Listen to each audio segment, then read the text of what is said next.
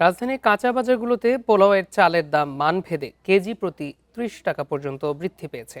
এছাড়া কোরবানির ঈদকে কেন্দ্র করে মশলার চাহিদা বাড়ায় দাম কিছুটা বাড়তি। প্রতি বছর কোরবানির ঈদের মশলার বাজারে ৩০ থেকে ৩৫% চাহিদা বেড়ে যায়।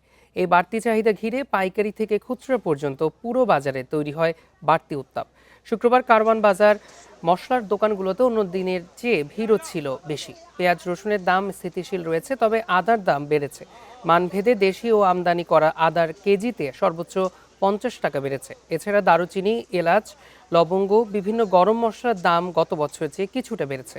তবে দাম বৃদ্ধির পরও বাজারে সয়াবিন তেলের সরবরাহের ঘাটতি রয়েছে।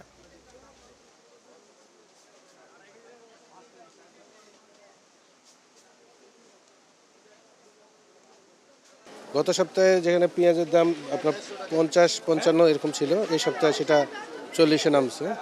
আর রসুন আদা আমার কাছে কম্পারেটিভলি কম মনে হচ্ছে। আর অন্যান্য বাজার সব কিছুই আগের মতোই আছে। গত ঈদে যে দামে কিনেছি এই ঈদেও সেই দাম বাড়ে নাই। তবে আর আমরা তো কেজি হিসেবে কিনি না, আমাদের যার যতটুকু প্রয়োজন অতটুকু করেই কিনি, কিন্তু বাড়ে নাই। মানে গত সপ্তাহে পেঁয়াজ ছিল আপনার হচ্ছে 45-50 টাকা। এই সপ্তাহে গেল সপ্তাহের তুলনায় একটু কম। এখন বিক্রি করতেছি আমরা 40 আর 45। কোরবানিতে মশলার চাহিদা বেশি থাকে, তবে অন্যান্য বছরের তুলনায় এবার দাম স্থিতিশীল আছে, কমের দিকে আছে। আপনি গেছেবার যে জিরাটা ছিল আপনার 850-900, এই জিরা এবার 600 থেকে 650।